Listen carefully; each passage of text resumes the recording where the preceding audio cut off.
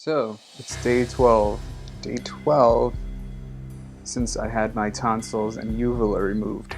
And let me tell you, it's not an easy process. It's a very painful recovery. Every single day after the surgery is more gruesome than the next. Let me just say that.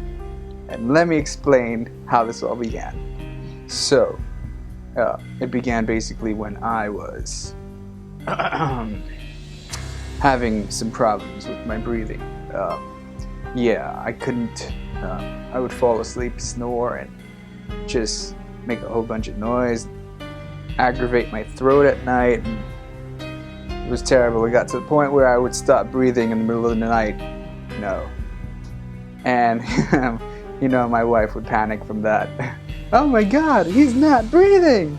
Wake him up! Yeah, she would even have a hard time waking me up because I sleep like I'm dead, literally.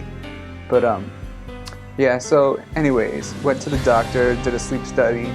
I had two choices: get my tonsils removed or get a CPAP machine to sleep with. So, I was like kind of not thinking about going for surgery just about yet. I wanted to try the CPAP and try to lose the weight. I kind of killed two birds with one stone this time. But anyways, let's get to it. So I got the CPAP machine. It works great.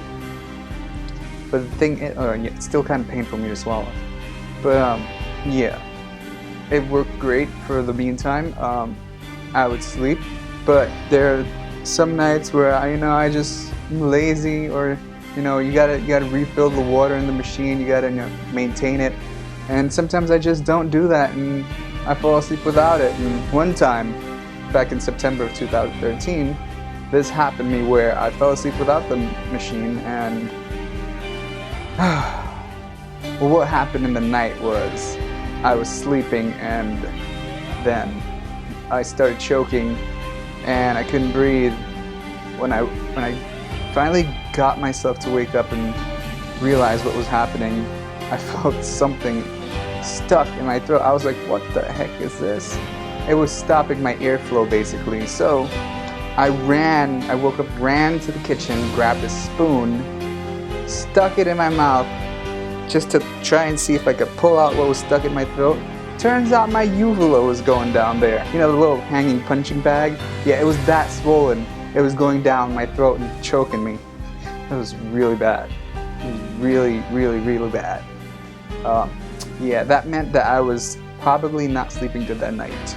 I was irritating my throat really bad with the snoring, and my tonsils were swollen, my uvula was swollen, and that ended up with me going to a trip to the ER. And they had to give me like all kinds of steroid injections and stuff to help combat that kind of allergic attack that I had. Anyways, fast forward, decided, hey, might as well take care of this problem, go and get my tonsils removed. So that's what I did. Today's day 12. Let's start with day 1. So I went, this is actually my first surgery too, so it's interesting how everything played out. I started by going, went with my wife and my sister, and so when we got there, you check in, you gotta sign a whole bunch of forms, blah, blah, blah, blah, blah. Then they call your name, say goodbyes, you go into the operation lab. And, much to my surprise, they were playing music, which kind of, calmed me down a bit. Because, and they were playing 80s, which is good. Yeah. It kind of relaxed me having the 80s music there. And, anyways, so, they put you on the table, you gotta align yourself properly. And it's so strange going to sleep with the anesthesia. It's like a really, really strange way of getting knocked out. And you just don't expect it. You don't know when it's gonna happen. And it happens and everything goes black. So, you put me to lay down. They put things on your legs to keep your, keep your legs blood circulating right and everything. Then the anesthesiologist he injects you, gives you the anesthesia, and I was just like looking around and everything. Then they put like a mask on you for oxygen or something, and you breathe in through that. So I was just looking around, and then black. Next thing I know, I wake up, I'm in the recovery room. And boy, oh boy, I felt like I had a really bad hangover. It was such a dizzy feeling. My head was spinning like crazy. And so after that, when I got home, I just kind of relaxed a little bit, taking my Vicodin pills. And, the day wasn't so bad, it just felt like I had a really, really bad sore throat. That's how it felt after the surgery. Now, the second day, when I woke up, well, I didn't really get much sleep that night, but I got somewhat sleep. I was in a lot of pain in the second day, and it's really, really painful. It gets more painful as the days go on by.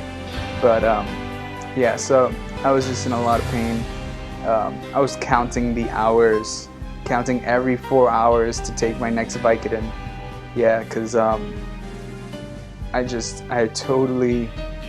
it felt like I didn't even have enough medicine. That's how much pain it was. I felt like it wasn't even working. And every single time I try to swallow, it is ridiculously painful. It is like a chore. It is like, I can't explain it. And every single time you swallow, it feels like you're swallowing shards of glass, broken glass. Like you take a glass, put it in your mouth, bite it and break it, and then try to swallow it. That's how it felt every single time you try to swallow. And man, that is not a nice feeling. Not a nice feeling at all. And so, the first day I couldn't even eat anything at all. All I drank was I tried to drink a yogurt, a V8 strawberry and banana yogurt.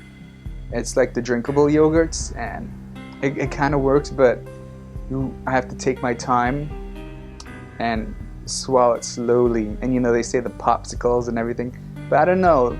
Things that were too cold actually did hurt. It didn't really numb the area for me. It hurt. Everything hurt. Everything. Even water, trying to swallow water hurt. So as days progressed, I would say on day 4, that was one of the most painfulest days. It was day 3 and 4 around there. Because that's when all hell broke loose in your throat, where it's because then your throat is getting scabs, and then they're peeling, and then it's bloody, and it's just really bad. And, when I have to take my pills, I would have to sit down and hold them in my hand. I'm shaking. I don't know, you would get these chills where you feel cold sometimes, and then you feel hot. And actually you feel cold when you don't take the medicine. I think the medicine kind of brings down a fever, because you kind of get a fever after. Because I would have times where when it's getting close for me to take my next dosage, I would start shivering like crazy. I would be cold out of my mind. I'm I don't know what the heck is going on. And so I would hold the pill in my hand when it's time to take it for 2 hours, literally 2 hours, and I would have to break the pills in half, because it's too hard to swallow it. It's really, really difficult to swallow a pill when your throat is that badly messed up. And so I took one, tried to swallow it, very difficult. And I would say about 30 minutes later, when I muster up the strength and the ability to swallow the second one, and just swallowing it's very difficult. You don't even know if it's going down. And every time you swallow with air bubbles, because it's like your muscles in your throat get so weak or something. It's you got to rebuild your muscles. I couldn't even chew. I would chew for a little bit, and then I would, if I'm ever having to chew on like a popsicle or something, you know, break up the ice, it would take forever to break that up. It would take forever to chew, basically. And you know, when you know, as the days go on by, I kind of go from the yogurt to the popsicle and water. What helped me a lot was the Lipton iced tea, the green tea, that really helped. Lipton green tea, because it was like, yeah, it's not water, so it doesn't leave like a very dry taste after. But yeah, what really helped me out was the yogurts to give me some vitamins. Although they were pretty difficult at first to swallow. Today's day 12 and I could say I still have a little bit of trouble trying to swallow things because it's like not easy. And yeah, I don't know if my voice is different or not, but it's just really quite a process. I dream of the days where I could actually eat Five Guys burgers and fries and Johnny Rockets and spaghetti and meatballs and pizza with pepperoni.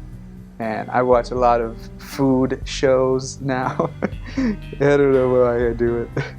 It's kind of torturous, but I long for the day when I can actually eat again. And I lost a lot of weight during this process. Oh my gosh. I mean, I've been on liquids for like 12 days straight, so you know, go figure. Yeah, I lost like about 20 pounds really. So anyways, getting back to the days, as the days went on day 6, I felt really great. So good to the point that I decided, hey, might as well take a trip, man. I'm feeling great today.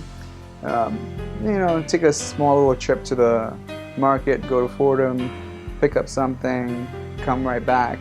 So, you know, I dressed really warm, you know, left the house, got there. On my way back, I was like, man, almost there. And you know, on the train station, all hell breaks loose. I felt something pop in my throat, and then I don't know what happened after that. I started spitting out blood, and not just a little bit. It was coming out like a fountain, and I was freaking out. I was like, what is this? I mean, I've never bled that way before, where, you know, it's just coming out like, it's so weird. It's like, it's like blood just everywhere. I was like, oh my gosh. So it happened while I was waiting for the train. I kind of went to the side, kind of held on to a railing, and just watched as blood just dripping out of my mouth. You know, I had to think fast. I was like, okay, this doesn't look like it's going to stop anytime soon. So whip out my phone, 911, call them, choking on my own blood. I'm trying to tell the dispatcher, I'm like, yeah, I'm bleeding, I'm at the train station, need help. So I go downstairs and I go to the train person at the booth. I was like, I'm bleeding, I need help, and you know, the person just stays there, and I call 911, they're on their way. So they were like, okay, and you know, they really didn't do much to help me. And people, you know, walking by me, they didn't do much either. They were just, you know, going about their daily day.